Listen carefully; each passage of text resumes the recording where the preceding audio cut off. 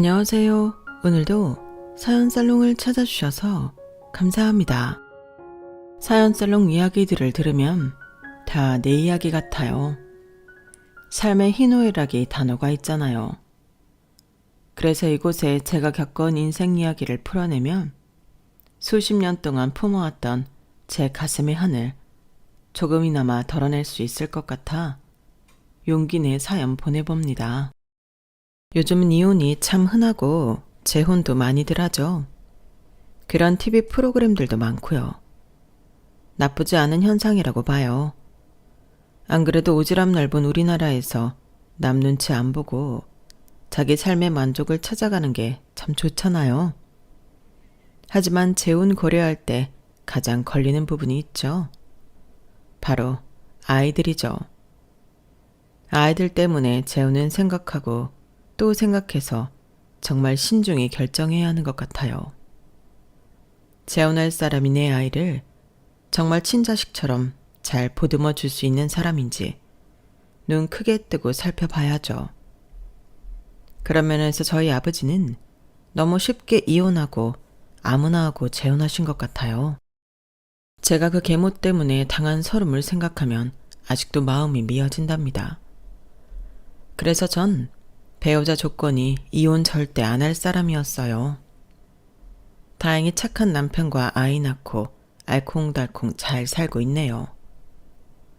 평생 이 마음 변치 않도록 노력하면서 살아야겠죠.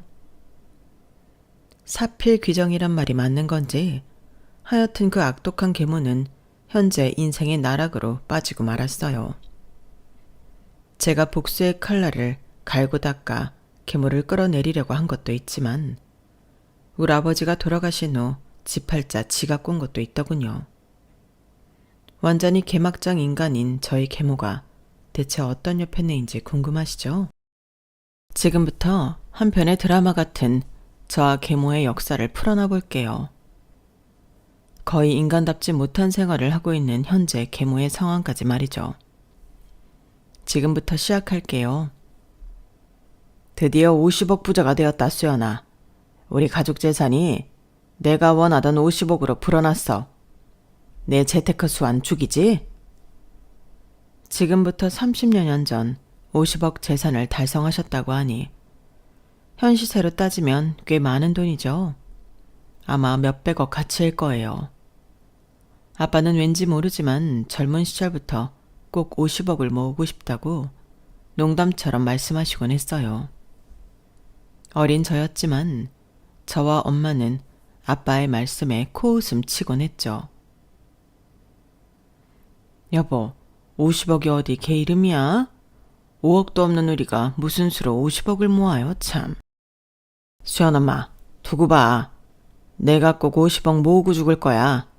이 박지철이 사전에 불가능은 없다고. 저희 엄마 아빠는 둘 다 흙수저 집안에서 태어나 정말 가난하게 자랐어요. 시골 노지에서 마구잡이로 자란 과일이나 풀 등을 뜯어먹고 데쳐먹으며 굶주린 배를 그나마 채울 수 있었다고 하네요. 아빠는 도매시장에서 음식점에 물건 떼다주는 트럭 기사를 하셨고 엄만 식당 종업원으로 일하며 눈이 맞았어요. 두 분이 결혼할 때만 해도 돈이 너무 없어서 식도 못 올렸고 지금도 부모님 결혼식 사진 한 장 안 남아있네요. 하지만 생활력 강한 부모님은 외동딸인 절 낳고는 하나뿐인 딸에게 절대 가난을 대물림해주긴 싫다는 다짐을 했다고 해요. 절 할머니께 맡기고는 두 분이 합심하여 대출을 많이 끌어와 식당을 차렸고 그게 대박이 나버린 거죠. 아직도 우리 식당에서 밥 먹으려는 사람 줄이 끝도 없이 길었던 기억이 생생해요. 한정식 집이었는데 돈가스나 짜장면을 좋아하던 저는 왜 우리 엄마 아빠 가게가 인기가 많은지 당최 이해가 안 갔죠. 그때만 해도 카드보다 현금을 더 많이 쓰던 때라 마감하고 집에 들어오실 땐 현금이 가득 찬 상자를 두세 박스씩 들고 들어오셨어요. 한마디로 현금을 쓸어 모았던 거죠. 부동산에도 밝았던 아빠는 식당 종업원들을 많이 고용하자 운영을 거의 엄마에게 맡기고 서울 요지에 건물을 사고 파는 일을 몇 번 하시더니 몇 년 만에 50억을 뚝딱 만들어 오신 거였어요. 재테크의 귀재였죠. 하지만 어린 제가 느끼는 우리 가족의 분위기는 돈 없었던 시절이 훨씬 따뜻하고 좋았어요. 단칸방에서 엄마 아빠와 살부비며 하하호호 웃던 시절이 아직도 꿈같이 그리워요. 돈이 모이기 시작하자 욕심이 더 생겼던 아빠는 거의 재테크에 미쳐서 집에 잘 들어오지도 않더군요. 집에 몇 주에 한 번씩 들어왔던 아빠가 엄마를 바라보던 눈빛은 점점 싸늘해져만 갔어요. 두 분 사이가 안 좋아지시는 게 어린 저에게까지 느껴지더군요. 맨날 싸우기 일쑤였죠. 아니 수연 아빠, 지금 몇 주 만에 들어오는 거야. 맨날 서울 부동산 보러 다닌다는 핑계로 집엔 들어오지도 않네. 여기가 제주도야? 미국이야? 서울에서 고작 2시간 거리 경기도인데 이렇게까지 외박하는 이유가 뭐야? 당신 돈 불리는데 미쳤어? 나랑 수연이는 눈에 보이지도 않아 이제? 식당에서 버는 돈 미천 삼아 부동산 투자하면서 식당은 완전히 나한테 맡겨두고 나 몰라라야? 나도 식당에 24시간 종속된 삶이 아주 지긋지긋하다고. 내가 5억도 안 되는 돈을 50억으로 불렸는데 수고했다는 말을 못할 망정. 뭐? 지긋지긋하다고?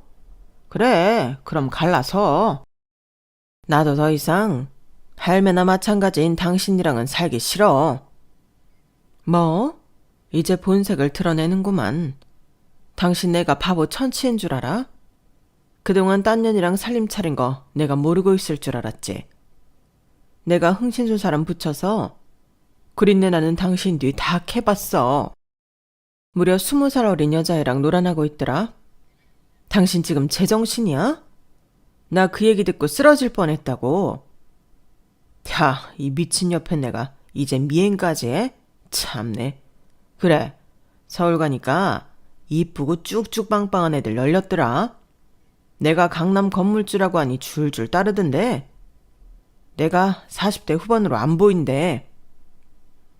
우리 딸 생각해서 정신 좀 차려 제발. 당신만 생각하면 요즘 스트레스 받아서 온몸이 뻣뻣하게 굳어버린다고. 당신이야말로 정신 차려. 당신한테 온갖 정이 다 떨어져 버린 현실을 직시하라고. 말이 나온 김에 그냥 마무리 지어야겠어. 나 그 여자한테 갈 거야.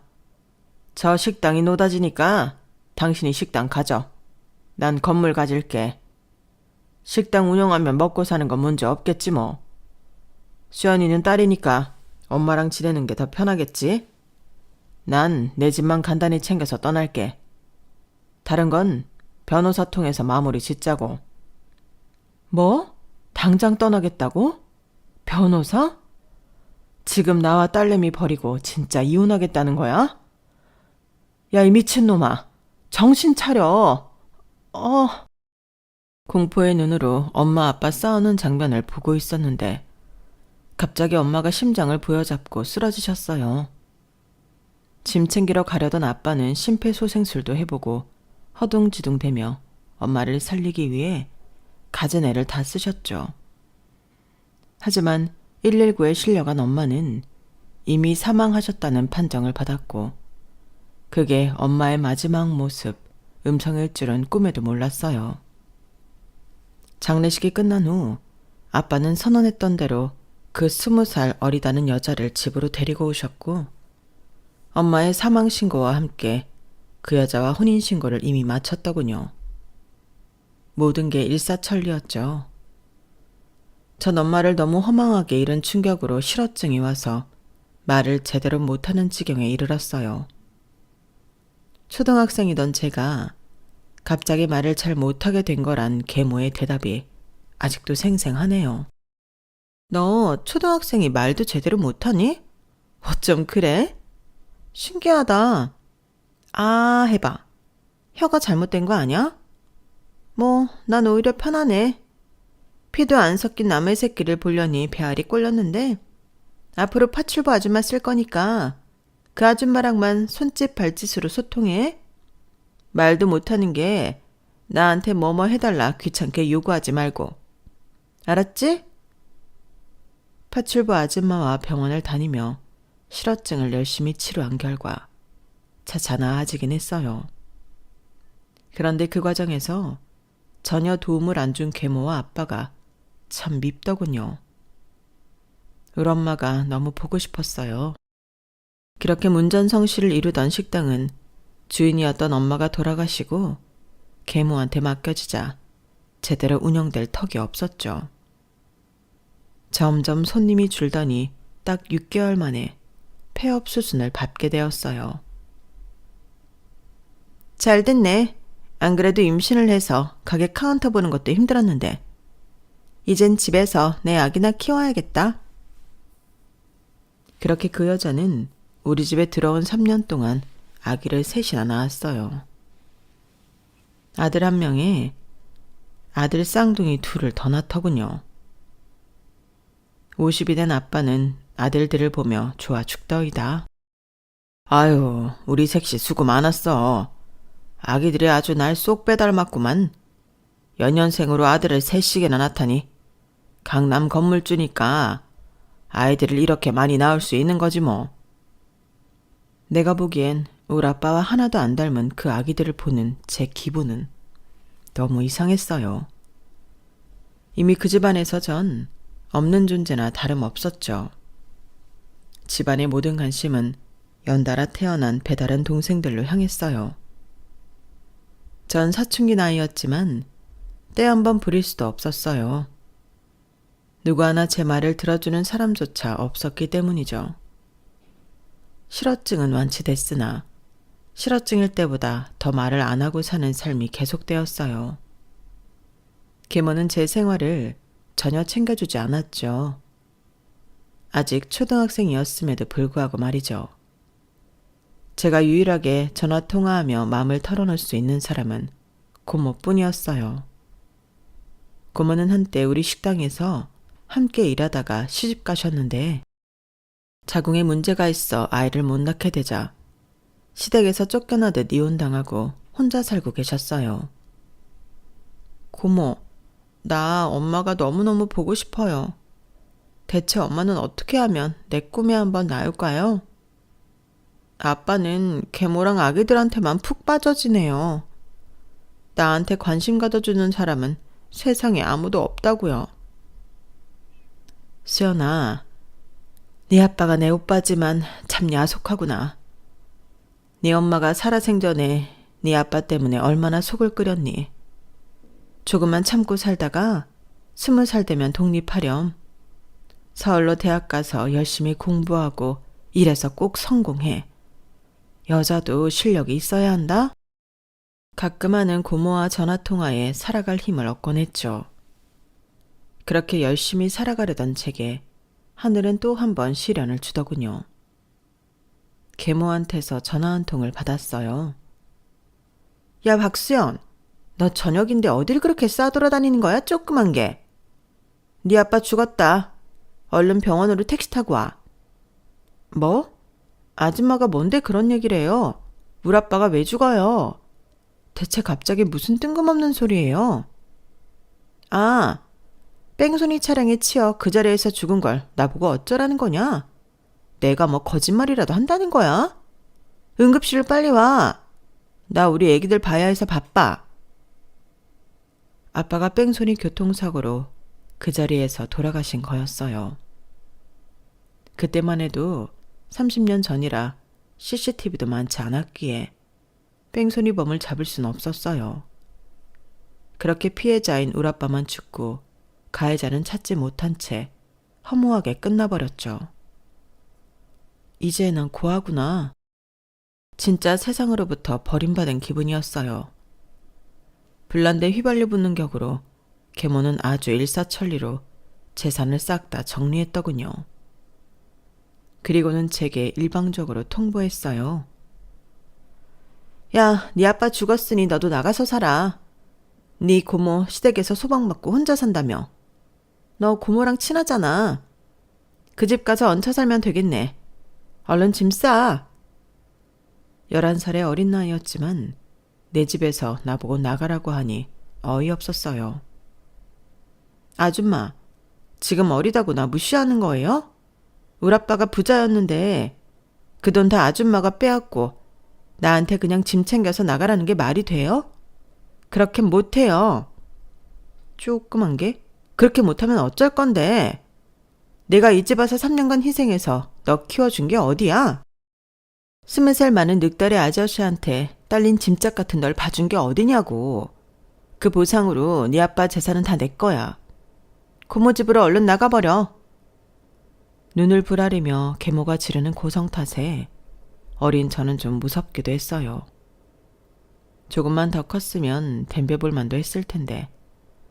아니, 법적으로 유류분이라도 챙겼을 텐데. 그때 당시 11살이었던 전 너무 어렸죠. 그렇게 고모 집으로 향했고 20평짜리 아파트에서 고모와 함께 살았어요. 고모는 친엄마처럼 저를 하나부터 10까지 다 챙겨주셨죠. 내가 자궁이 약해 아이를 못 낳아서 이혼당한 한을 이제야 푸는구나. 우리 수연이가 내겐 딸이나 다름없어. 이제 고모한테 다 의지하고 살아. 내가 식당에서 버는 돈은 다 너한테 쏟아부을 거야. 넌 이제부터 내 삶의 이유야. 고모는 조그만 식당을 운영하셨고 저희 부모님을 도와 한정식집에서 배운 노하우를 잘 녹여 식당 매출도 꽤 괜찮았죠. 고모는 손재주가 좋았어요. 피부가 엄청 예민하고 약했기에 화장품을 다 만들어 쓰셨는데 그 과정이 제 눈엔 참 재미나게 보였어요. 실제로 제 화장품도 고모가 직접 만들어 주셨는데 피부가 한 톤 밝아지며 촉촉하고 너무 좋더라고요. 고모, 레몬 넣은 이 화장품 너무 좋은데요? 우리 이거 갖고 나중에 사업 한번 해볼까요? 너도 네 아빠 닮아서 돈 버는데 관심이 많구나. 고모는 음식 장사밖에 안 해봐서 화장품 제조업을 하기엔 겁이 나는데. 에이 고모, 내가 살아보니 인생은 뭐 아니면 도예요. 어차피 가진 것 없어서 잃을 것도 없는 인생 한번 덤벼보는 거예요. 실제로 엄마 아빠 그리고 계모에 의해 재산까지 다 뺏기고 나니 더 이상 두려울 게 없었어요. 아빠 성격을 닮긴 했는지 추진력과 돈 불리는 재주는 좀 있었던 것 같아요. 20살 대학교 1학년이던 저는 그 길로 화장품 창업에 대해 이리저리 알아봤고 바로 추진했어요. 그때만 해도 유튜브나 인스타그램이 활성화되지 않았던 시절이었기에 홍보는 블로그 등을 통해서 할 수밖에 없었죠. 고모가 적극적으로 밀어줬기에 가능했어요. 고모는 그때까지 번 돈을 모조리 저희 창업에 쏟아 부어줬어요. 몇 억이라는 거금이었죠. 고모, 자금 대줘서 고마워요. 진짜 열심히 한번 해볼게요. 고마워할 거 없어. 네 말대로 고모도 더 이상 잃을 게 없는 사람이야. 넌 내 딸이나 마찬가지니 내 인생의 전부고 말야. 꼭 성공해 수연아. 하지만 대학은 꼭 마쳐야 한다. 그리고 한 가지, 만약 수익이 나게 되면 고모 이름으로 챙겨줄 생각 말고 다 네 명의로 재테크해서 잘 불려봐. 얼마 전에 아주 용한 무당한테서 전 봤는데 난 단명할 운이고 넌 승승장구할 운이란다. 고모가 제대로 밀어줄게. 고모한테 무슨 그런 걸 믿냐고 다 미신이라고 타박했어요. 고모까지 돌아가시면 난 도저히 살아갈 힘이 없을 것만 같았거든요. 그런데 그 용하다는 무당의 말이 현실로 벌어지고 말았죠. 멀쩡하던 고모가 췌장암 3기에 걸렸다더군요. 고모로부터 그 말만 듣고도 너무 무서워 사지가 떨렸어요. 고모, 대체 그게 무슨 말이에요? 왜 이제 50살 먹은 고모가 몹쓸 암에 걸려요? 병원에서 지금까지 건강검진하면서도 그런 말 없었잖아요. 그놈의 돌팔이 의사들 싹 다 고소해버려요. 왜 우리 고모가 죽는다는 거예요? 그럼 난 어떻게 살라고요?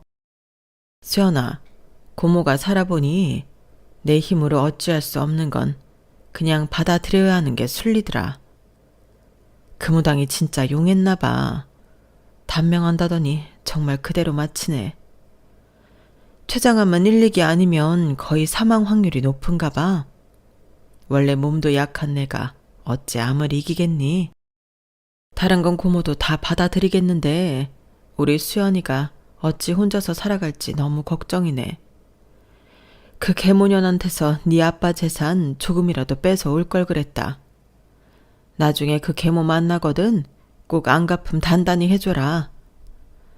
고모가 자성에 가서 그 계모 앞길을 다 망쳐놓을게. 너도 꼭 복수해. 다 알겠으니 고모 제발 죽지만 말아줘요. 하지만 고모는 진단받은 지 딱 1년 만에 돌아가시고 말았어요. 세상에 가족이 우리 둘뿐이었는데 장례식엔 거의 사람들이 오지 않았죠. 참으로 쓸쓸하고 허망한 장례식이었어요. 그렇게 고모를 떠나보내며 고모가 유언처럼 남긴 말을 계속 되뇌었어요. 그 계모한테 복수해줘야지 꼭. 어쩌면 그 계모가 우리 엄마 아빠를 다 죽이고 행복했던 우리 가정을 파탄낸 건지도 몰라. 모든 건 다 그 계모 탓이야. 반드시 되갚아줄 거야. 다짐하고 또 다짐했죠. 그러기 위해선 일단 제가 힘을 키워야 했어요. 자본주의 사회에서 힘은 곧 돈이었죠. 아직 대학생이긴 했지만 갓 창업한 화장품 사업을 성공시키기 위해 미친 듯이 매달렸어요. 고모로부터 물려받은 조그만 칩을 거의 실험실화해서 몇 병이고 만들고 또 만들기를 반복했어요. 자금을 투입해 변호사로부터 자문을 얻어 법인을 설립하고 직원도 한두 명 뽑았죠. 20대 중반의 대표님, 사장님 소리를 들으면서 하루에 잠 4시간씩 자가며 발로 뛰어다녔어요. 말로만 대표이고 바지사장이 아니라 진짜 내 회사를 대표하는 얼굴이 되고 싶었거든요. 화장품을 깨끗하고 안전하게 생산할 수 있는 라인을 갖춘 공장 한 켠을 임대했고 스스로 영업을 하며 조금씩 발을 넓혀갔죠. PPT를 제작해서 중소 중견기업들에 저희 제품을 홍보했어요. 2-3시간씩 열변을 토하며 직접 발표하기를 수십 번 했죠. 그날도 대기업에 직접 화장품을 공급하는 중견기업과 미팅을 하는 날이었어요. 중견기업 대표가 저의 브리핑을 다 듣더니 깜짝 놀랄 만한 제안을 하더군요. 인상 깊네요. 연약한 피부를 가졌던 고모님 얘기까지. 제품 홍보가 아니라 한편의 영화를 보는 것 같았어요. 전부터 미팅 잡고 싶었는데 이제야 뵙네요. 전 이 회사 대표 서민수입니다. 그 전부터 제품을 사용해보기도 했고 안전성 테스트를 치밀하게 진행했다는 사실도 알고 있습니다. 우린 대기업에 직접 공급하는 1차 벤더예요. 우리랑 같이 일해보지 않으실래요? 지금 생산하는 환경보다 훨씬 나은 라인을 제공해드릴 수 있으니 와서 화장품을 마음껏 만들어보세요. 우선 기초부터 시작해서 반응이 좋으면 색조까지 진행해볼게요. 기초는 대기업 브랜드 붙여서 나갈 테지만 색조나 클렌징 제품들은 요즘 중소 브랜드도 마케팅만 잘하면 굉장히 핫합니다. 중국을 비롯한 동남아권에서도 K-뷰티에 미쳐 있거든요. 박수연 사장님이라면 믿음이 갑니다. 꿈인가 생시인가 싶었어요. 대기업 1차 벤더면 엄청나게 큰 회사인데 그 회사 대표님이 직접 우리 회사에 와서 꿈을 펼쳐보라니 지난 몇 년간 고생한 보람이 이제서야 오나 싶었죠. 전 그 대표라는 사람한테 90도로 인사하며 감사하단 말을 골백 번은 한 것 같아요. 제가 창업한 조그만 회사는 대기업 1차 벤더에 흡수되었고 그 후로 저의 열정과 큰 회사의 자본이 만나 일은 일사천리로 진행되었어요. 계모에 대한 복수는 일단 뒤로 한 채 그땐 돈에 미쳐 있었던 것 같아요. 그렇게 화장품에 미쳐서 산 지 한 5년쯤 되자 제겐 무려 20억이라는 돈이 모여 있더군요. 딱 두 가지의 모순적인 감정이 들었어요. 엄청난 돈이 모였구나라는 생각과 동시에 복수를 하기엔 아직 부족하다란 감정이었죠. 더 달려야겠다. 제 자신에게 채찍질했어요. 그러던 어느 날 지난 5년간 저에게 물심양면 지원해준 든든한 파트너이자 1차 벤더 대표님이 저녁 한 끼 하자고 하더군요. 업무 회의인 줄 알고 살짝 긴장한 채 자리에 나갔죠. 다른 직원분들은 좀 늦게 오나 봐요. 비서님도 안 보이시네요. 오늘은 수연 씨와 단둘이 식사하고 싶었어요. 그래도 되죠? 지난 5년간 묵묵히 바라만 봐왔는데 이젠 좀 표현하고 싶어서요. 전 속으로 별별 생각이 다 들더군요. 이제 좀 성공할 만하니까 날 회사에서 내치려는 건가? 나 잘리는 거야? 대체 뭘 표현한다는 거지? 그때부터 떨리기 시작하더군요. 아, 제가 업무하는 데 있어 뭐 부족한 게 보이셨나요? 가감 없이 말씀해 주셔도 됩니다. 고치겠습니다. 맞아요. 고쳐주세요. 절 대하는 태도를 완전히 바꿔주셨으면 좋겠어요. 아주 솔직하고 담백하게 말할게요. 난 수연 씨보다 10살 많은 40대 노땅이고 한 번 이혼한 경력이 있는 돌싱인 거 아시죠? 아, 참고로 아이는 없어요. 20대에 결혼했었고 이혼까지 했으니 벌써 근 20년이 다 돼가네요. 한참 외로울 찰나에 수연 씨가 눈에 띄었어요. 처음 볼 때부터 내 여자라고 생각했어요. 수연 씨가 절 상사로서 매우 어렵게 대하는 건 알고 있지만 이젠 좀 만만하게 봐주면 안 될까요? 남자로서 말이죠. 우리 지난 5년간 밤낮으로 일하면서 서로 성격 파악은 끝났잖아요.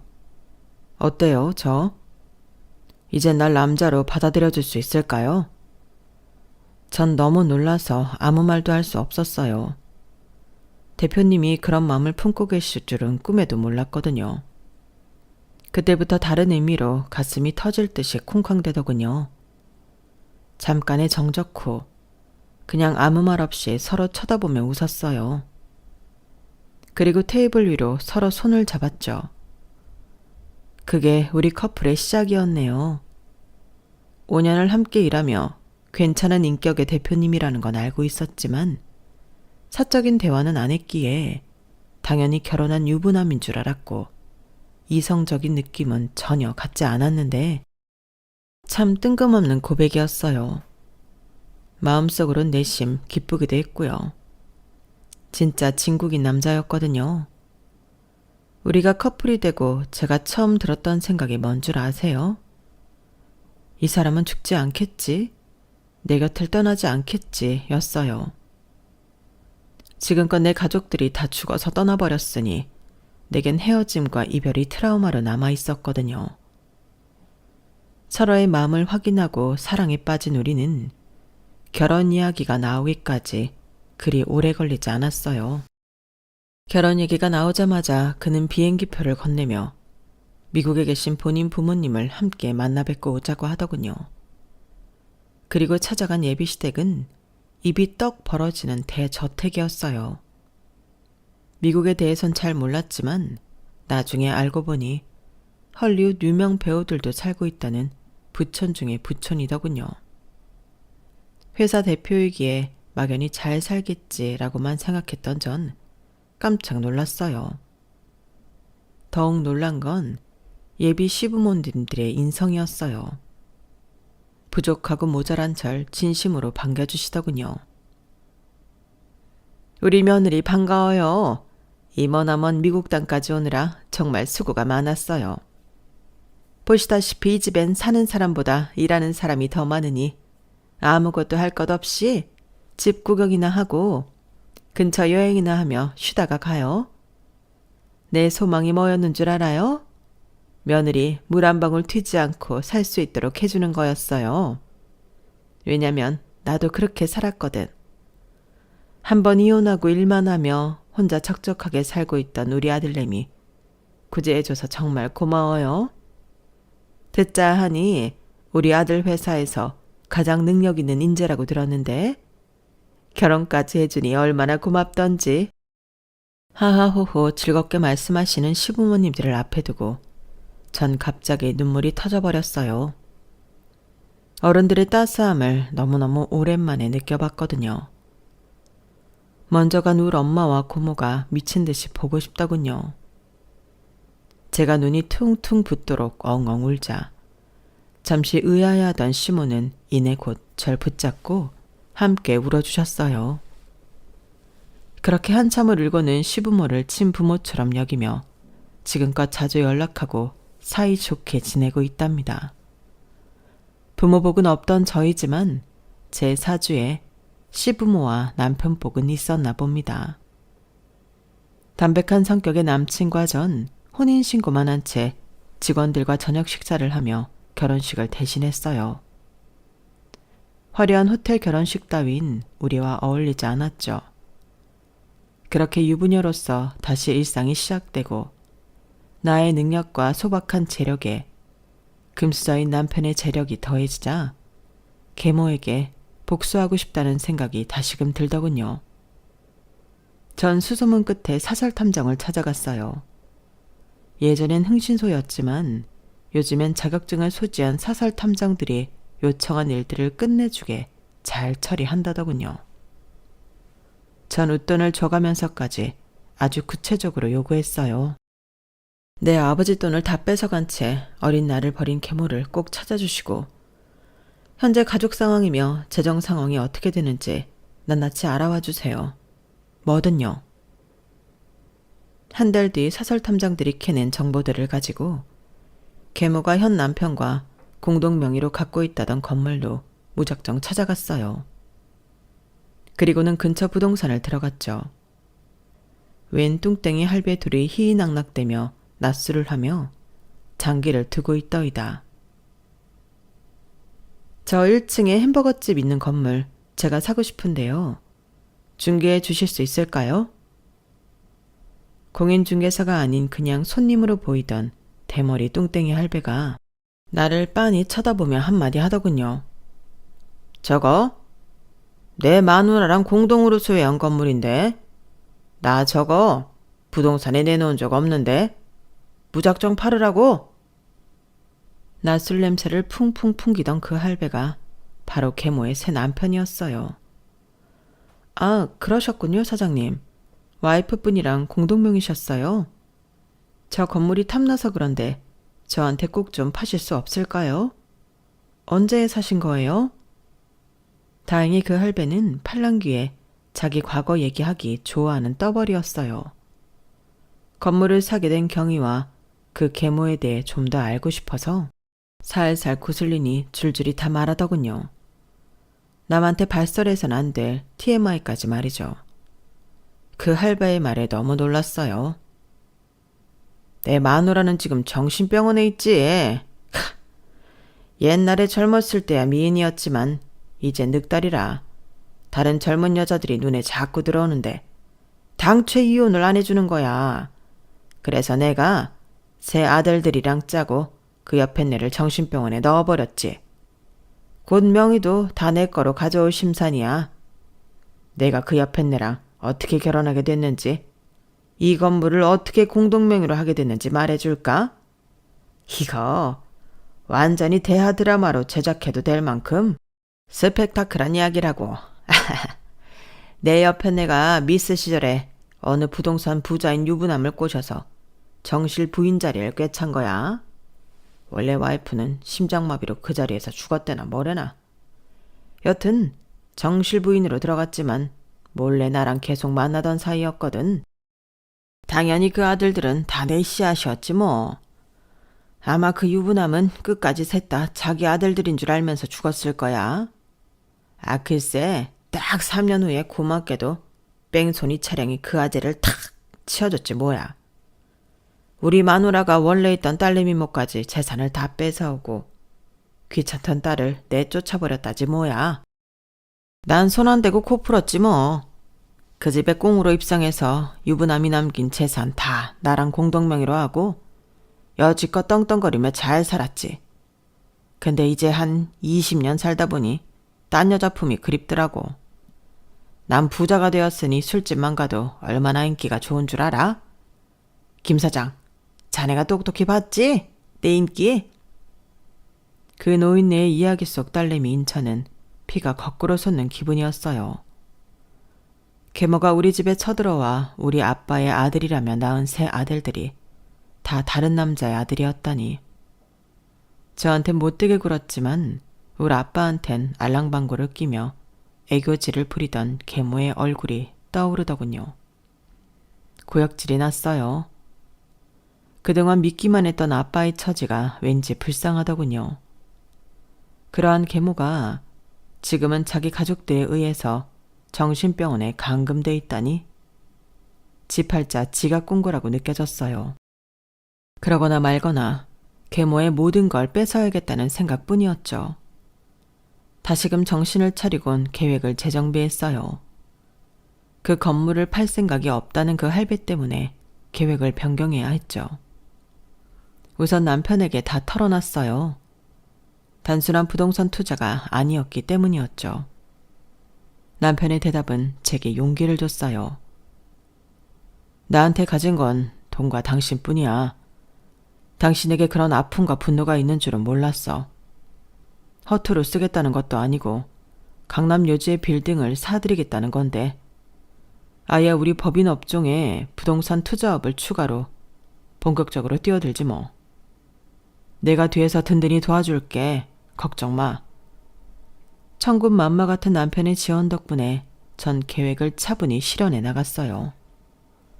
우선 계모가 공동명의로 갖고 있다던 빌딩에 주위의 빌딩들을 하나씩 사모으기 시작했어요.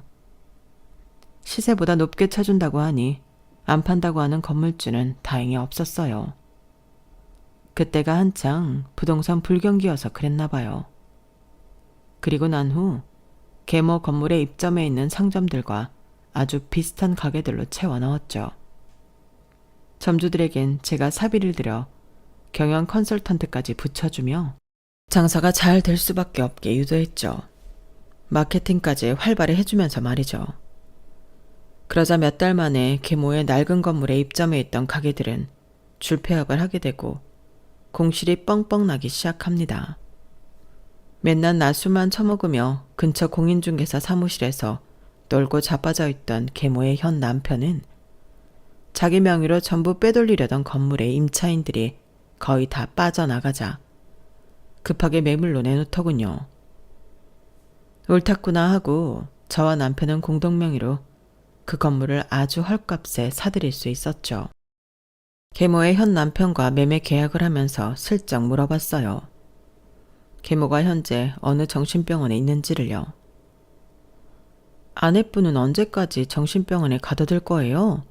정신도 멀쩡하다면서요. 그 옆엔 내가 진짜로 미쳐서 이혼해 줄 때까지. 일단 이 매매 대금은 나랑 우리 세 아들들이랑 다 나눠 가져야지. 새 아드님들은 엄마 안 보고 싶대요? 내가 돈줄을 쥐고 있는 것 같으니 우리 아들들도 지엄마 찾지도 않아. 손수 지네들 손으로 지엄마를 정신병원에 모셔다 드렸다니까. 그렇지 않으면 내가 상속 한 푼도 안 주겠다고 했거든.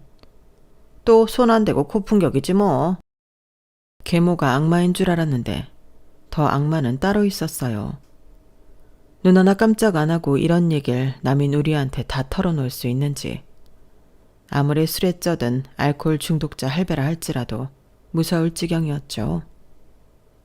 공인중개사로부터 듣자 하니 그 할배는 그 돈 갖고 술집 다니며 젊은 여자들이랑 희희낙낙하며 잘 살고 있다더군요. 그 아들들도 그에게 매매 대금을 나눠서 미국과 영국 등으로 이민을 가버렸다고 하더라고요. 이 모든 시드머니가 바로 우리 아버지 재산이었다는 사실이 참 소름 끼치더라고요. 바보 같은 우리 아빠 어쩌자고 이런 족속들과 엮인 여인네를 선택했는지. 자, 이제 저의 마지막 미션이 남았어요. 남편과 함께 계모가 감금돼 있다던 정신병원으로 향했죠. 가슴이 두근두근 긴장되더군요. 그 여자를 만나면 바로 얼굴에 침이라도 뱉어주려고 했죠. 하지만 40kg도 안 나갈 것 같이 피골이 상접해서 눈이 퀭한 계모를 20년 만에 마주하니 진짜 젊었을 적 반반했던 외모의 계모가 맞나 의심스러울 정도였어요. 날 알아보겠어요? 네가 여기 어쩐 일이야? 자식이 찾아왔다고 해서 우리 아들들이 면회 온 줄 알았는데 너 박수연 맞지? 내 전남편 외동딸 말이야. 정신병원에 감금됐다고 해서 다 미친 건 아니군요. 당신 남편이 그 건물 나한테 팔고 그 돈으로 강남 유흥업소 돌아다니며 여자 끼고 밤새 술 처먹는 건 알고 있어요. 그리고 당신이 그토록 기다리던 아들 셋은 미국과 영국으로 이민 가버린 건 알아요? 멍청한 노인네 같으니라고. 심지어 우리 아빠와 결혼할 때 낳은 그 아들들은 셋 다 우리 아빠 친자식이 아니라며? 당신은 우리 가정을 파탄낸 주범이야. 지금 정신병원에 갇혀서 불쌍한 척 하지 말어.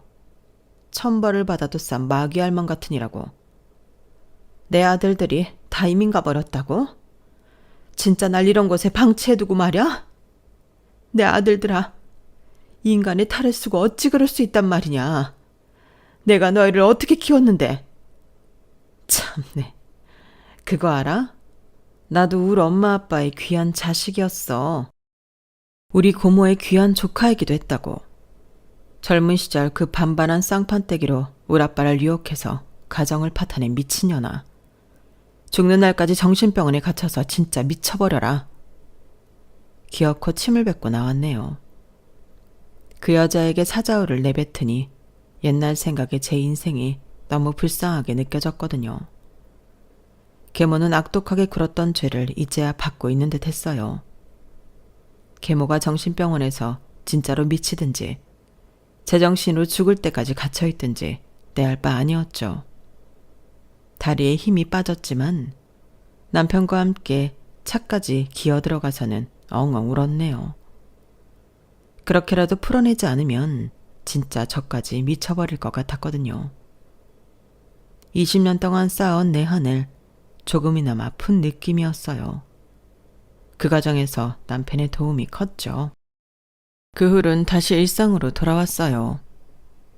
그리고 몇 개월 후 기적처럼 아기 천사가 찾아오더군요. 현재 만삭의 몸으로 글을 쓰고 있네요. 제 자식에게 꼭 해줘야겠다는 다짐을 한 건 바로 든든하고 행복한 가족을 만들어주고 싶다는 거예요. 어릴 적 제가 갖지 못했던 가족의 따뜻함, 든든함을 꼭 느끼게 해주고 싶네요. 이런 말이 있잖아요. 하늘은 모든 사람에게 신을 내릴 수 없으니 엄마라는 존재를 두게 했다고요. 엄마는 자식에게 신이자 우주이죠. 돈보다 가족의 사랑을 물려주고 싶은 요즘이네요. 긴 글 읽어주셔서 감사합니다. 지금까지의 제 인생을 여러분께 솔직하게 털어놓으니 속이 다 후련하네요. 이 글을 함께 해주신 여러분들은 저 같은 불행한 경험들은 안 겪으셨으면 좋겠어요. 평범한 인생이 최고잖아요. 일상이 행복하시고 건강하세요.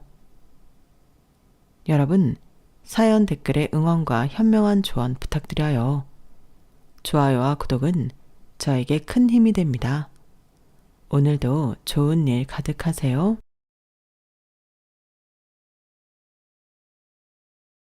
안녕하세요. 오늘도 사연 살롱을 찾아주셔서 감사합니다. 이혼 판결을 기다리고 있는 30대 여성이에요. 저는 현재 이혼 소송 중으로 마지막 판결만 남기고 있는 상태예요. 아마 제 사연이 방송될 즈음이면 소송이 끝난 뒤일 것 같습니다. 결과도 나오기 전에 설레발을 치는 게 아니냐고 하실지 모르겠지만 저는 승소를 자신하고 있어요. 재판 과정에서 이미 이번 소송은 더 볼 것도 없다는 확신을 하기도 했고, 불리해진 남편 측에서 합의를 해달라고 계속 매달리는 상황이거든요. 당연히 저는 합의를 해줄 생각이 없어요. 합의할 생각이 있었다면 소송 자체를 시작하지도 않았을 테니까요. 흔히들 말 한마디에 천냥 빚을 갚는다고 하잖아요. 그 말은 반대로 말 한마디를 잘못하면 천냥을 잃을 수도 있다는 말이 될 거예요. 그만큼 말이 중요하다는 거겠죠. 제가 이혼을 결심하게 된 발화선도 남편의 한마디 때문이었어요. 그 말 한마디가 이혼을 야기했다는 건 아니고 그 말을 통해 내 결혼 생활을 돌아보게 됐고 이 남자와는 남은 인생을 함께할 필요가 없다는 결론을 내리게 되었어요. 기혼자분들은 다들 아실 거예요. 결혼하기까지 얼마나 많은 시간과 노력, 비용이 들어가는지를요. 그런데 그 고생을 하고도 그의 버금가는 시간과 노력을 불사하면서까지 이혼을 하기로 했다는 건 그만큼 나의 결혼 생활이 내 인생을 불행하게 만든다는 확신이 들었기 때문일 거예요. 인간은 누구나 행복할 권리가 있는 거잖아요. 그래서 저는 인생의 행복을 찾기로 했고 그 첫걸음으로 이렇게 사연을 보냅니다. 저는 5살 때 지금 부모님한테 입양이 됐어요. 주변에 보면 입양되고 얼마 안 돼서 파양되거나 양부모한테 상처받고 자란 친구들도 있던데 저는 그런 면에서 운이 좋았던 것 같아요. 저희 부모님은 저를 정말 사랑으로 키워주셨거든요. 부모님께는 저 외에도 자식이 둘이 더 있었어요. 저와는 15살 차이가 나는 언니랑 12살 차이가 나는 오빠였죠. 그러니 사실 제가 꼭 필요했던 상황은 아니었어요. 대개는 자식을 갖지 못하는 부부들이 입양을 하곤 하니까요. 그럼에도 불구하고 저희 부모님이 저를 입양하셨던 건 온전히 저를 위해서였어요. 당시 저희 아빠는 제가 살던 동네 지구대에서 근무하시던 경찰이었어요. 신고를 받고 찾아간 원룸에서 저를 발견하시고는 제 인생을 구제해 주셨죠. 사실 정확히 기억이 안 나서 당시 상황이 어땠는지 저는 잘 몰라요. 대략적인 상황만 들어서 알 뿐이죠.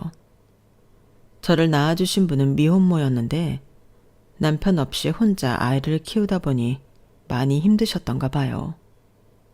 경제적인 고통도 그렇고 저 때문에 사랑했던 남자한테 버림받았다는 피해의식 때문에 정신적으로 불안한 상태였죠. 5살 이전까지 제가 어떻게 살았는지는 저도 저희 부모님도 알지 못해요. 저를 낳아준 그분만 알겠죠. 저희 아빠가 저를 처음 발견했을 때 저는 쓰레기로 가득한 얼음방에서 탈진 상태로 홀로 누워 있었대요. 저를 낳아주신 분은 며칠째 집을 비운 상태였고 제 울음소리를 들은 옆집 대학생이 경찰에 신고해 저를 구조할 수 있었다고 하더라고요. 하루 이틀만 더 늦어졌어도 저는 무지개 다리를 건넜을 거예요. 제대로 못 먹고 자랐는지 저는 또래 아이들보다 체구가 작았대요.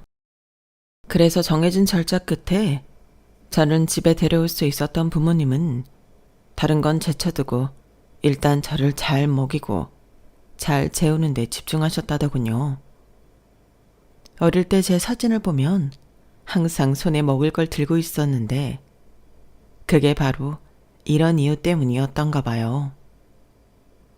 그런 부모님 덕분에 저는 입양되고 얼마 지나지 않아 살이 붙기 시작했고 초등학교 3학년 이후로는 또래 친구들보다 키가 5cm 이상 더 컸어요.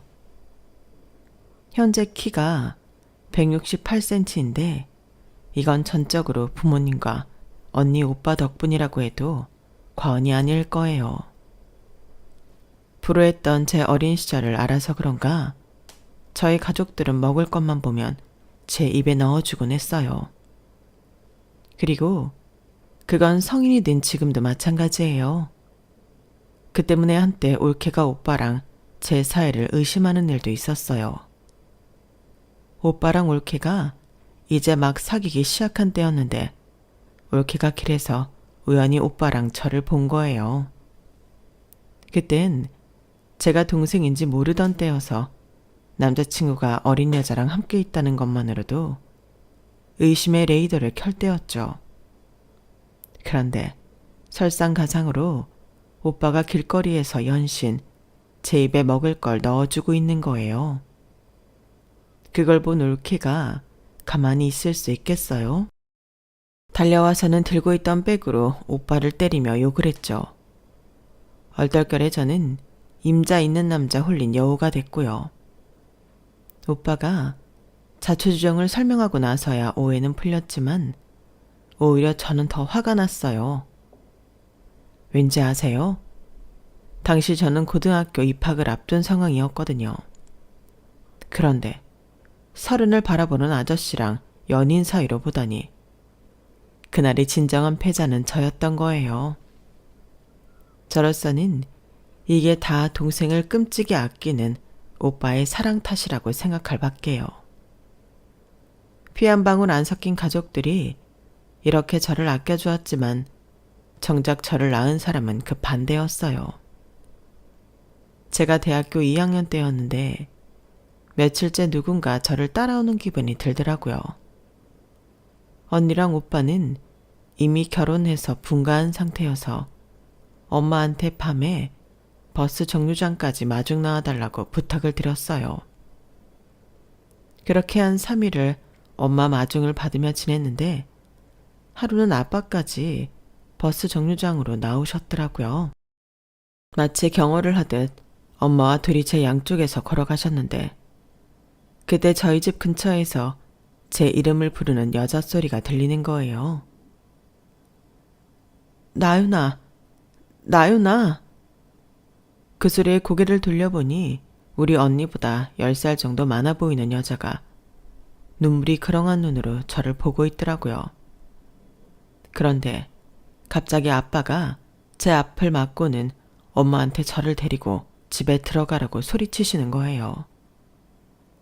자라면서 아빠가 그렇게 화를 내는 걸 본 적이 없던 터라 무척 놀랐어요.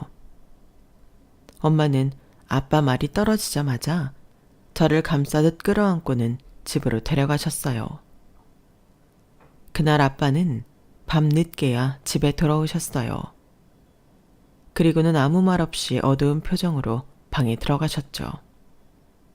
다음날 아침 일찍 엄마가 저를 깨우시더라고요. 아빠가 출근 전에 하실 말씀이 있다고 거실로 나오라고 하셨어요.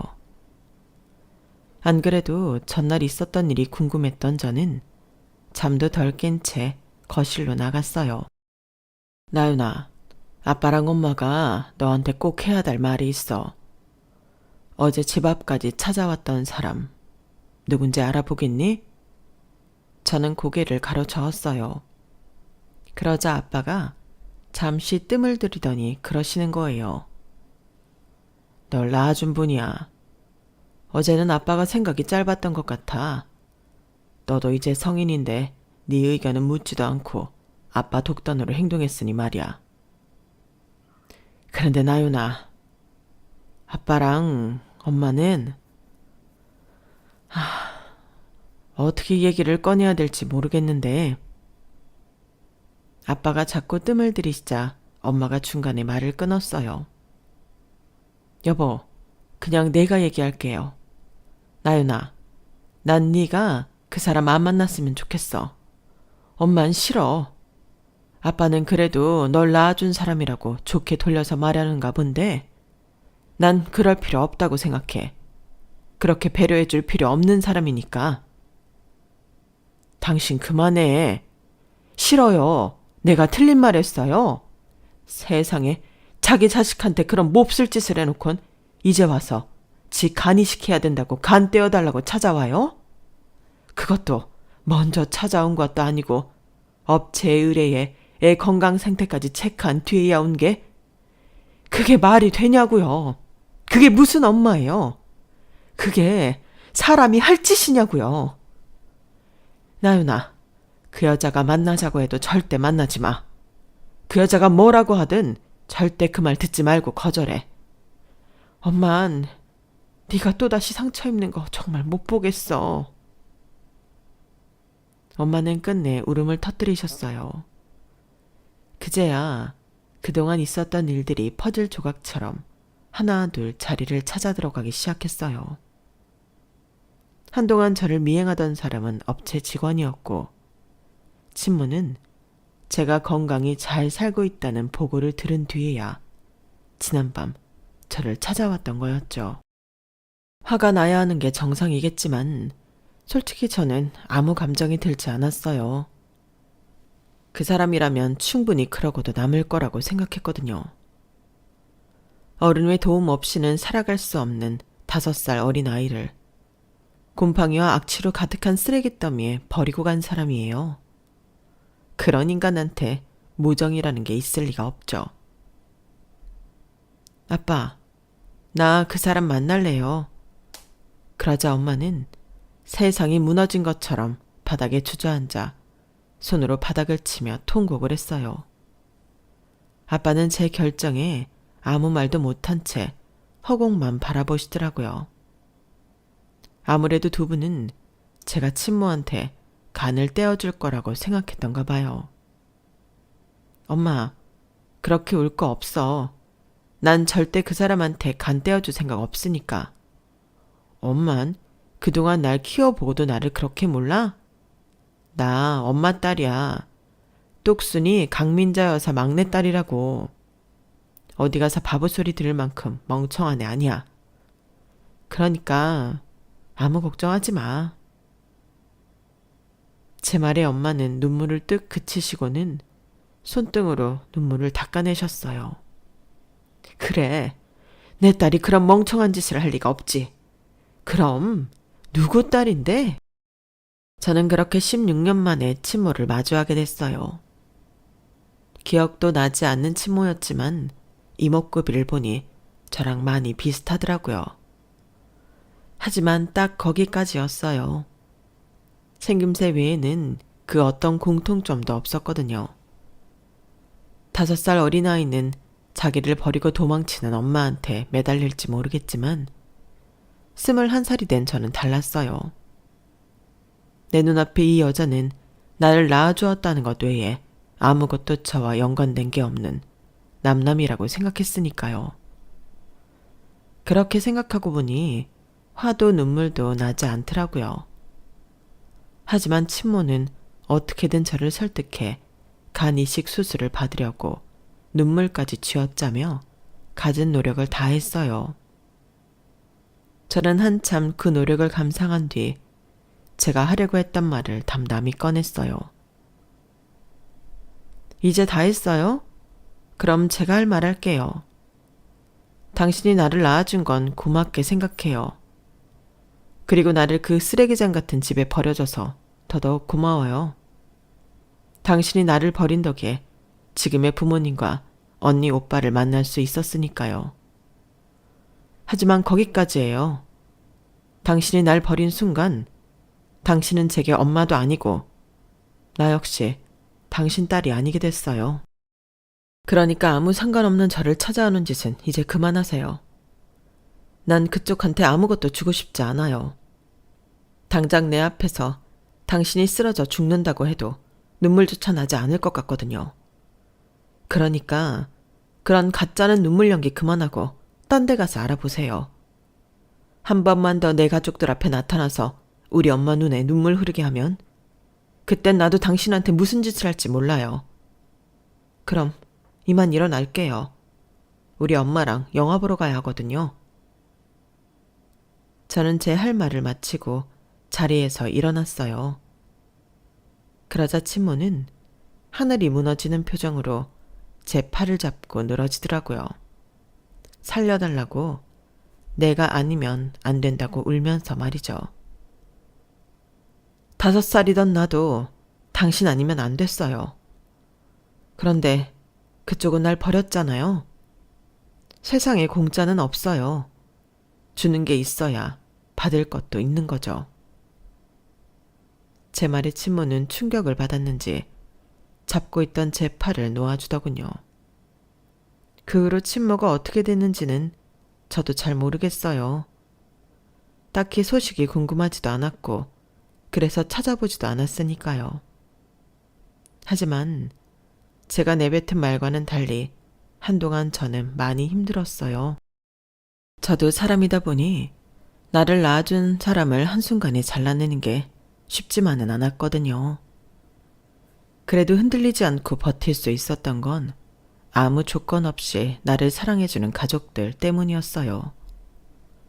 쓰레기장 같은 원룸에서 나를 구해준 아빠와 굶주림에 앙상해진 제 뼈에 사랑이 듬뿍 담긴 음식으로 살을 붙여준 엄마. 세상 모든 위험으로부터 저를 지키겠다고 혈안이 된 언니와 오빠가 있는데 제가 어떻게 흔들리겠어요. 초라했던 내 인생의 가장 큰 백이자 선물이었던 가족들이 있는 이상 저는 흔들리지 않을 자신이 있었어요. 그리고 그 마음은 제가 살아가면서 인생의 고비를 만날 때마다 되새기게 되었어요. 대학을 졸업한 뒤 사회인이 되어 만난 남자와 2년 연애 끝에 결혼 얘기가 오갔지만 제가 입양하려는 사실을 밝히자마자 남자는 번호까지 바꾼 채 잠수를 탔어요. 믿었던 사람한테 하루아침에 잠수 이별을 당한 저는 그 배신감에 한동안 남자를 사귈 수가 없었어요. 제게 다가오는 사람들한테도 쉽사리 곁을 주지 않을 만큼 상처가 꽤 컸던 것 같아요. 그래도 그 순간을 이겨낼 수 있었던 건 가족들 덕분이었어요. 세상의 모든 사람들이 다 변해도 내 옆에 있는 절대로 변하지 않을 내 가족이 있다는 사실에 안심이 됐거든요. 상처가 나면 그 자리에 연고를 바르는 것처럼 사람들한테 받은 상처를 내 가족들의 사랑으로 치유해 나간 셈이었어요. 사람한테 받은 상처를 사람을 통해 극복한 거라고 할 수 있을 거예요. 그건 연애도 마찬가지였어요. 잠수 이별을 당한 뒤 이성에 대한 불신이 팽배했던 저를 한순간에 뒤바꿔 놓은 사람이 생겼거든요. 바로 제 남편이었죠. 저보다 나이가 7살 많았던 남편은 워낙 어려운 집안 형편 때문에 남들은 4년 만에 졸업한 대학을 9년 만에 겨우 졸업한 사람이었어요. 자기 학비만 감당하는 거였다면 이렇게 긴 시간이 들지는 않았을 거예요. 홀어머니의 어린 여동생까지 부양을 해야 했기에 휴학과 복학을 거듭해야 했죠. 그렇게 가까스로 대학을 졸업했지만 취업은 또 다른 얘기였어요. 휴학을 반복하는 바람에 경쟁자들에 비해 나이가 많았고 그렇다 보니 자신이 원하는 회사들은 서류 전형에서 일찌감치 탈락해버렸으니까요. 제가 남편을 처음 만난 곳은 이직한 회사였는데 처음 남편을 보고는 과장님인 줄 알았어요. 알고 보니 저랑 같은 대리라고 해서 깜짝 놀랐지 뭐예요. 이직한 지 얼마 안 돼서 아직 회사 사정에 어두웠던 저는 남편이 남들만큼 능력이 안 돼서 진급이 늦었다고 생각했어요. 그런데 같이 일을 해보니 이게 웬걸? 일머리도 있고 여러 방면으로 유능한 사람이더라고요. 실제로 저희 부서의 중요 업무는 남편이 거의 다 맡아서 하고 있더라고요. 그래서 더더욱 남편의 직급이 낮은 이유가 궁금했어요. 상사한테 밉보인 건가? 아니면 실력을 상쇄할 만큼 엄청난 약점이라도 있는 건가? 누구한테 속 시원히 물어볼 수 없어서 궁금증은 더더욱 커져만 갔어요. 그 무렵 저는 아무래도 이직을 한 사람이라서 회사 내에 아는 사람도 없던 터라 겉돌고 있었는데 남편 역시 저처럼 비슷한 처지더라고요. 아무래도 상급자보다 나이가 많아서 서로 껄끄러운 데다 동급자와는 나이 차이가 많이 나서 이래저래 치여 그런 것 같았어요. 그러다 보니 상대적으로 저는 남편과 어울릴 기회가 많았고, 그러다 보니 점심도 함께 먹게 되었어요. 아무래도 식사 중에는 사적인 얘기도 나누게 되다 보니 그동안의 궁금증도 하나 둘 해소할 수 있었죠. 가정 형편 때문에 대학을 오래 다니다 보니까 입사가 늦었어요. 신규 결회체에 나가면 다들 저를 과장급으로 알더라고요. 담담하게 얘기하는 남편을 보니 참 단단한 사람이라는 생각이 들었어요. 가난은 창피한 게 아니라 조금 불편할 뿐이라는 말이 있기는 하지만 실제로는 가난이 사람을 주눅들게 만들곤 하잖아요.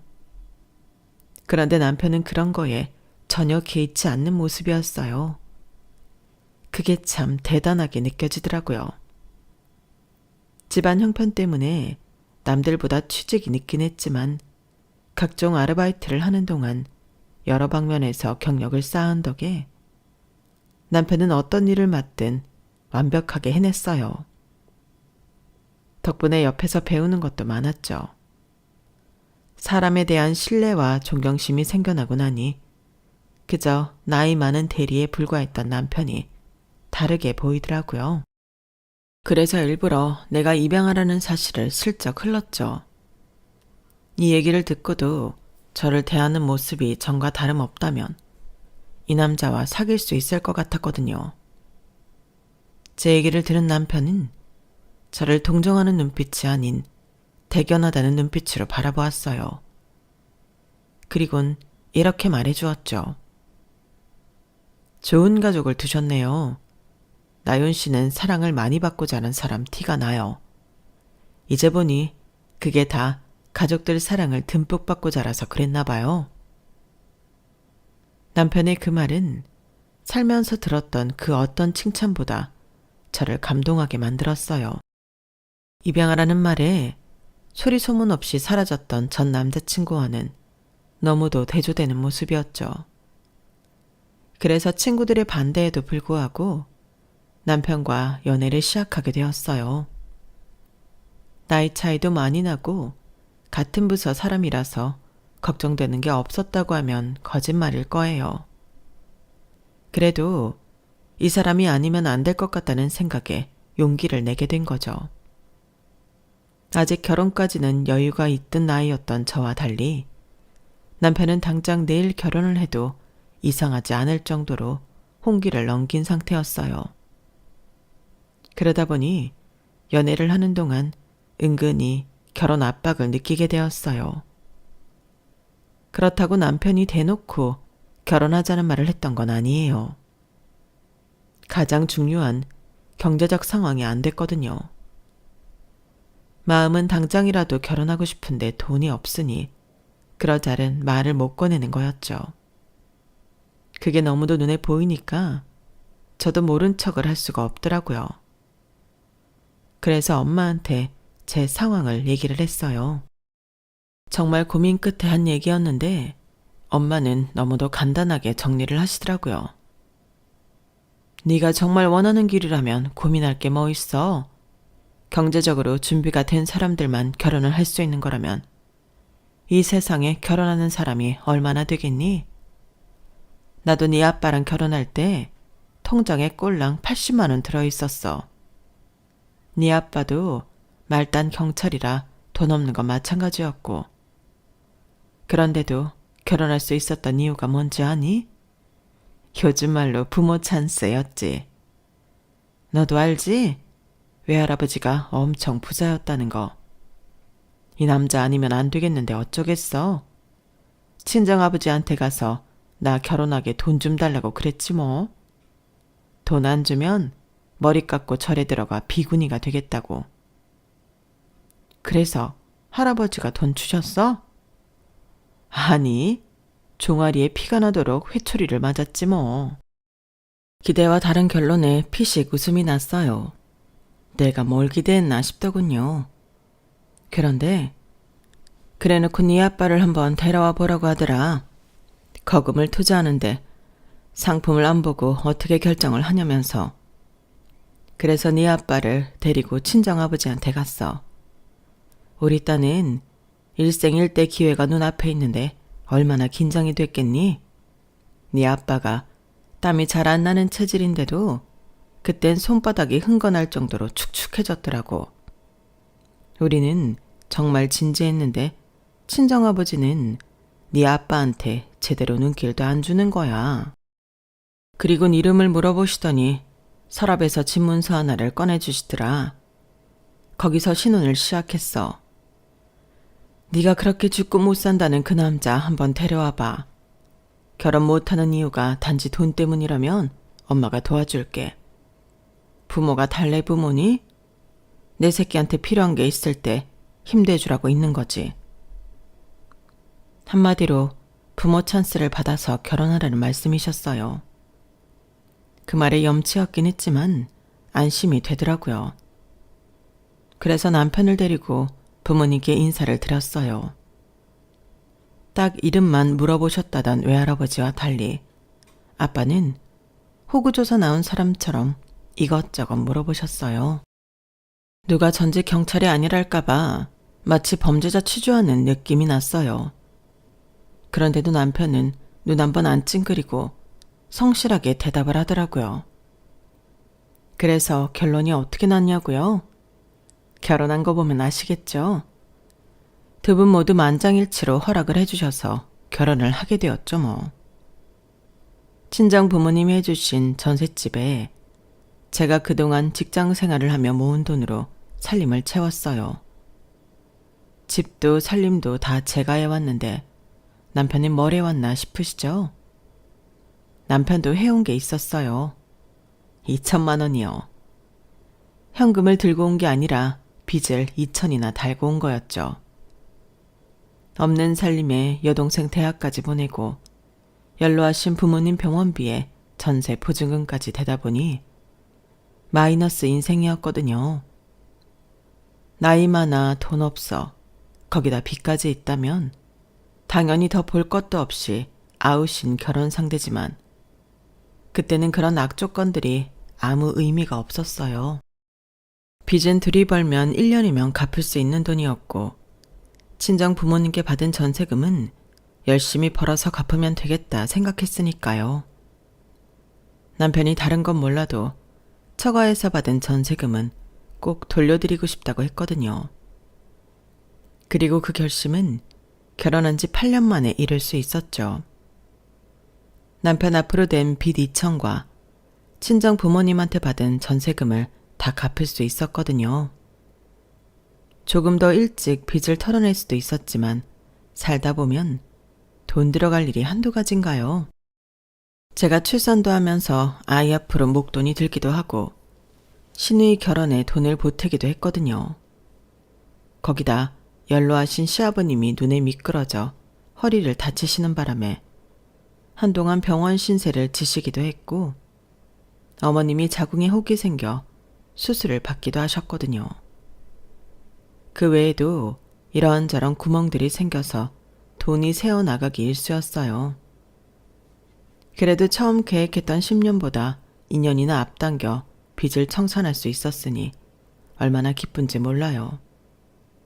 이제부터 버는 돈은 다 우리 돈이라는 생각이 들자 월요병까지 단번에 날아갈 정도로 기운이 나더라고요. 그렇게 3년을 꼬박 벌어서 드디어 내 집 마련을 꿈을 키우고 있었는데 마침 기회가 찾아온 거예요. 아파트 청약에 당첨이 됐거든요. 결혼 11년 만에 내 집 마련의 꿈을 이루게 된 저는 밥을 안 먹어도 배가 부를 정도로 허공을 떠다니는 기분이었어요. 물론 앞으로 들어갈 돈이 어마어마하겠지만 말이죠.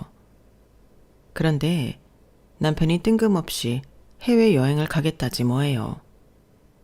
앞으로 잔금 마련을 하려면 한 푼이 아쉬운 처제 말이에요. 내 평생 소원이었어. 우리도 남들처럼 가족여행 떠나는 거.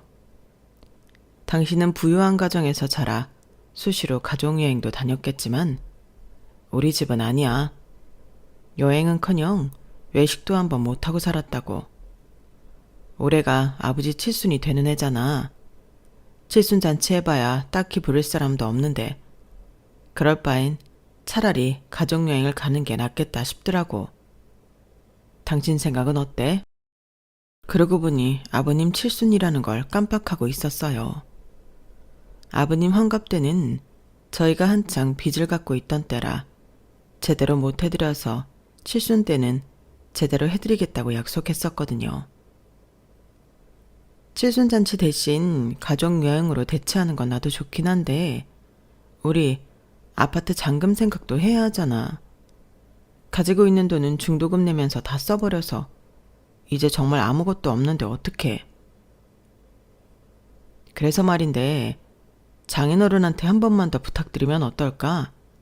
어차피 은행 대출 받아야 하는데 은행에 이자 낼 거 아버님께 드리면 오히려 그게 낫잖아. 남편 말대로 어차피 저희 형편에 은행 대출 없이 잔금을 치를 능력은 안 됐어요. 게다가 대출도 힘들고 또 받는다 해도 은행 이자는 비싸기도 했고요. 어차피 나갈 이자라면 친정 부모님께 드리는 게 낫겠다 싶더라고요. 그래서 아빠한테 말씀드렸더니 흔쾌히 알겠다고 하시더라고요. 저희한테 돌려받은 전세금도 그대로 가지고 계시고 아빠가 퇴직할 때 받았던 퇴직금도 통장에 그대로 있으니 잔금 걱정은 말라셨어요. 그렇게 큰 고비를 넘을 준비를 끝내고 시아버지 칠순맞이 가족여행 준비에 나섰죠.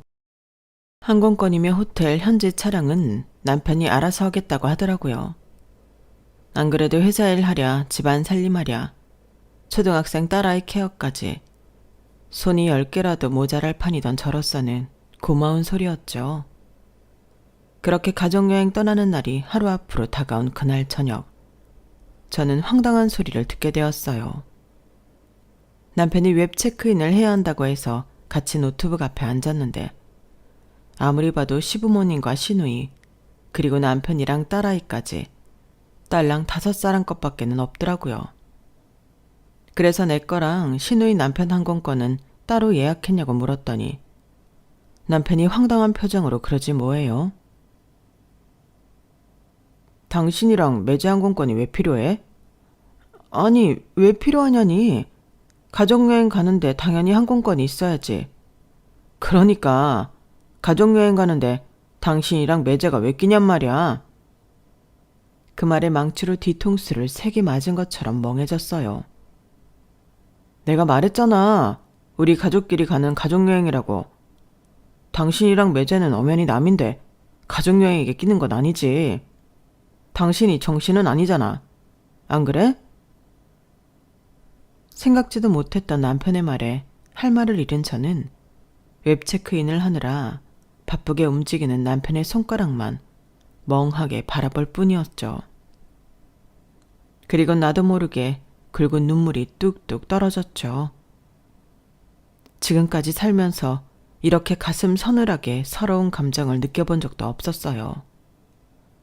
나를 버린 친모한테도 느끼지 못했던 배신감을 10년 넘게 한 이불을 덮고 살아온 남편한테 느끼게 될 줄은 몰랐거든요. 웹 체크인을 마친 남편은 후련한 표정으로 노트북을 덮었어요. 그리곤 그제야 제가 울고 있다는 걸 알게 되었죠. 당신 울어? 아니 내가 뭘 어쨌다고 울어? 그걸 몰라서 물어? 뭐?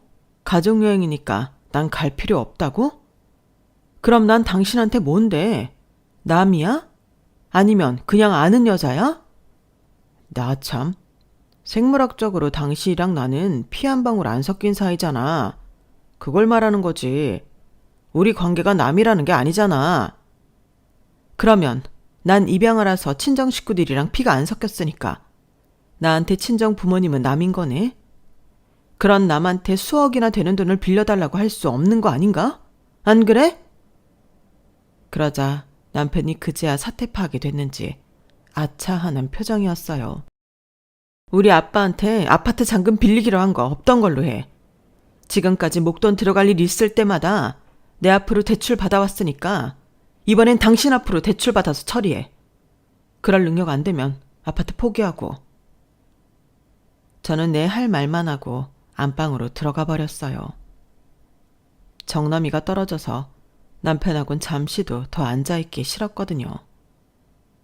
그러자 남편은 허둥지둥 안방으로 들어와 되려 소리를 쳤어요.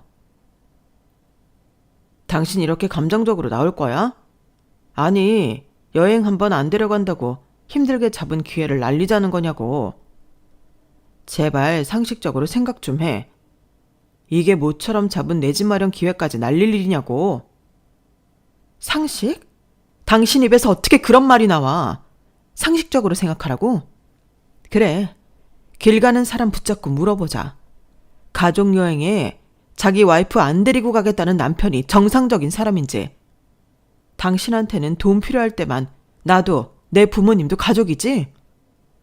어쩜 사람이 그렇게 이기적이야? 지금까지 당신이랑 살면서 난 모든 걸 다 당신이랑 시댁 식구들한테 맞추고 살았어. 왠지 알아? 내 가족이니까. 시부모님 병원비에 시누이 결혼자금에 매년 구멍 뚫린 지갑처럼 돈 빠져나가는 것도 가족이니까. 그러려니 하고 참았던 거라고. 그런 나를 당신이 남 취급하는데 내가 어떻게 당신을 가족으로 받아들여. 더는 못해.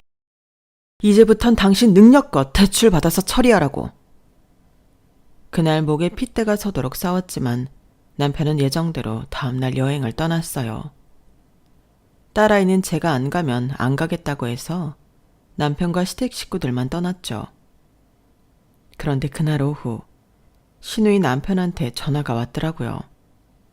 제가 전화를 받자 대뜸 어디냐고 묻더군요. 집인데요. 왜 그러세요? 혹시 무슨 일 있으세요? 가족여행 간다더니 진짜 자기 식구들만 갔나 보네요. 차라리 잘 됐어요. 저도 이런 상황에 여행이고 뭐고 따라갈 기분 아니니까요. 혹시 처남이 무슨 말 안 해요? 글쎄요. 아무 얘기 들은 거 없어요. 왜 그러시는데요? 정말 아무 말 없었어요? 이어진 시누이 남편 말에 저는 어이가 없어서 헛웃음만 나왔어요. 글쎄 시누이가 집을 담보로 2억 대출을 받았다지 뭐예요. 다른 것도 아니고 주식에 투자하느라고요. 평소 시누이는 단타치기로 쏠쏠한 재미를 봐왔었는데 지인이 알려준 큰 건이라며 남편 몰래 사금융에서 대출을 받았던 모양이었어요. 은행권에 대출을 받으려면 남편의 동의가 필요하니까 몰래 돈을 빌리려고 사금융을 이용한 거였죠. 그런데 믿었던 그 정보가 실상은 미끼였던 거예요. 결국 2억 넘게 넣은 돈은 다 날아가 버리고 빚만 떠안게 된 거죠. 그 일로 이혼을 한 해 만에 말이 많았는데 제 남편이 그 돈을 다 갚아줬다나 봐요. 보아하니 대출받아서 주신 것 같은데 집에다간 정말 아무 말도 없었어요? 아, 이거 제가 잘못 전화한 거 아닌가 싶네요. 어쩌죠? 아니에요. 잘하셨어요. 덕분에 확실히 결론을 내릴 수 있게 됐거든요. 이제야 남편이 왜 그렇게 길길이 날뛰었는지 알겠더라고요. 저희 아빠 도움이 아니고서는 아파트 잔금 처리를 할 수 없는 상황이었던 거예요. 나 모르게 이미 2억이나 대출을 받았으니 말이죠. 여행 문제로 남편한테 믿음이 사라지긴 했지만 이혼까지 생각했던 건 아니었어요. 하지만 시누이 남편 전화를 받고 나니 이혼에 대한 확신이 서더라고요.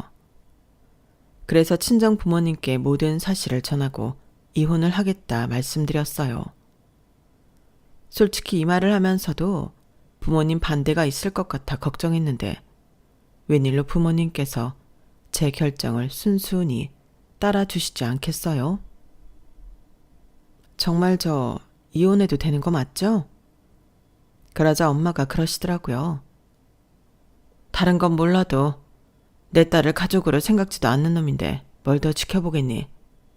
갈라서 그런 인간이랑 살아봤자 서운한 감정만 더 쌓일 뿐이야. 우리는 뭐 지놈이 예뻐서 받아줬는 줄 알아? 내 딸이 좋다니까 흠도 덮고 예쁘게 봐주려고 했던 거지. 그런 줄도 모르고. 변호사 문제는 걱정 마라. 엄마가 제일 좋은 로펌 변호사로 붙여줄 테니까. 사람 마음을 가지고 논 죄가 얼마나 큰 건지 이참에 똑똑히 알려줘야 해. 남편이 자기 가족들과 괌으로 여행을 간 사이 저는 엄마가 연결해준 이혼 전문 변호사와 이혼 문제를 상의했어요. 다른 건 몰라도 딸아이만큼은 제가 데리고 오고 싶어서 특히 그 부분에 대해 신경 써달라고 부탁드렸죠. 그리고 며칠 뒤 여행을 마치고 집으로 돌아온 남편은 선물이랍시고 현지 아울렛에서 원피스를 하나 사왔더라고요. 딱 봐도 매대에 쌓여있는 싸구려 중 하나를 건져온 느낌의 옷이었어요. 그래놓고는 어찌나 생색을 내던지. 이 브랜드 당신도 알지? 이거 한국에선 30만 원도 훨씬 넘는 거라고. 어때? 마음에 들어? 내가 당신 기분 풀어주려고 거금 들여서 산 거야. 그러니까 이거 받고 화 풀어라. 어? 당신이 말하는 거금이 10불인가 봐? 나한테 쓸 수 있는 거금이 딱 그 정도였구나. 제가 원피스 소매에 걸린 가격표를 보며 피식 웃자 남편이 서둘러 가격표를 떼어냈어요. 아씨, 이게 왜 거기 붙어있냐? 뭐 10불 주고 사긴 했지만 이게 우리나라에선. 저는 남편 말을 뚝 잘랐어요. 됐어. 그게 얼마든 상관없으니까. 나도 당신한테 줄 게 있거든. 그리고는 준비해둔 이혼 서류를 내밀었어요. 양육권이랑 친권 나한테 넘기면 재산 분할까지만 하는 선에서 끝내줄게. 그게 싫다면 소송으로 가는 거고. 아, 난 이미 변호사 준비했어. 엄마가 유명 로펌 이혼 전문 변호사로 선임해 주셨거든. 그동안 당신 집에 들어간 내 돈, 노력, 시부모님 간병까지 나 다 돌려받을 거야. 그러니까 끝까지 사업을 생각이라면 당신도 얼른 변호사 선임해. 하, 그건 좀 힘들려나? 나 몰래 2억이나 대출 받았던데 그 이자 갚으려면 당장 다음 달부터 개 털릴 테니까. 여보, 내가 잘못했어. 그러니까 이혼만은 없었던 걸로 해줘. 안 그래도 2억 얘기는 여행 마치고 와서 당신한테 하려고 했었어. 속이려고 그런 거 아니야. 당신 다 알잖아. 누구 속이고 뒤로 딴 생각, 딴짓 못하는 거. 내가 당신 서운하게 한 건 정말 잘못했어. 그러니까 제발 이러지 마. 나도 그런 줄 알았지. 당신이 잔머리 굴리고 뒤에서 딴짓 못하는 사람인 줄 알고 결혼한 거니까. 그런데 살아보니 당신처럼 뒤가 구린 놈도 없더라고. 게다가 자기 아내도 남이라고 생각하는 인간인데 뭘 더 참고 살아? 남끼리 남남으로 사는 게 속 편하지. 안 그래? 암튼 난 할 말 끝났으니까 결정해서 이번 주 내로 확답 줘. 저는 베개를 들고 안방을 나와 딸아이 방으로 갔어요. 그리고 그 주 주말 남편은 친권과 양육권을 포기하겠다고 하더군요. 제가 바라던 대로 됐는데 왜 이리 화가 나던지. 그래도 자기 자식인데 이렇게 쉽게 친권까지 포기할 줄은 몰랐거든요. 이혼 서류를 접수하고 저는 짐을 챙겨 딸아이와 함께 친정으로 갔어요. 그리고 집주인한테 말해 부동산에 집을 내놨죠. 몇 주 뒤 집이 나갔다며 집주인이 전세금을 보내주었어요. 그중 절반은 남편 계좌로 보내주었어요. 그리고 얼마 뒤 이혼 확정 판정을 받았죠. 제 이혼 소식에 언니는 양육비를 왜 포기했냐고 그러더라고요. 언니 외에도 다들 주변에서 그 얘기를 하긴 했는데 솔직히 저는 그 돈을 받고 싶지 않았어요. 자기 자식 손을 쉽게 놔버린 남편놈 돈으로 내 딸을 키우고 싶지 않았거든요. 앞으로도 남편이 우리 딸에 대해 그 어떤 권리도 주장할 수 없도록 온전히 제 힘만으로 딸을 키울 생각이에요. 자식을 버린 부모가 어떻게 되는지 똑똑히 보여줄 생각이거든요. 그게 남편에 대한 제 복수예요. 돈 몇 푼보다 더 혹독한 대가가 될 거란 걸 세월이 흐른 뒤에야 남편도 깨닫게 되겠죠. 그땐 이미 후회해도 늦었겠지만요. 하긴 지금 남편은 눈앞에 벌어진 일들을 처리하느라 먼 훗날의 일은 생각할 정신 없겠네요. 하나뿐인 여동생은 엄청난 빚을 떠안고 이혼한 데다 어머님은 암이 재발해 수술을 앞두고 있으니 말이에요. 이젠 시어머니 간병을 도맡아 해줄 아내도 없고 필요할 때 거금을 빌려줄 처가도 없고 거기다 매달 들어가는 은행 대출 이자에 부모 부양비까지 주렁주렁 달렸잖아요.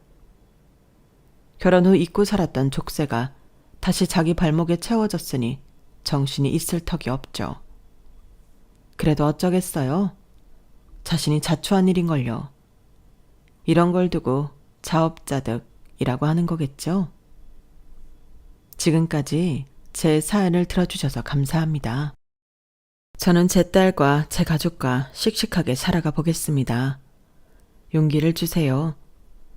여러분의 내일이 오늘보다 행복하시길 바랍니다.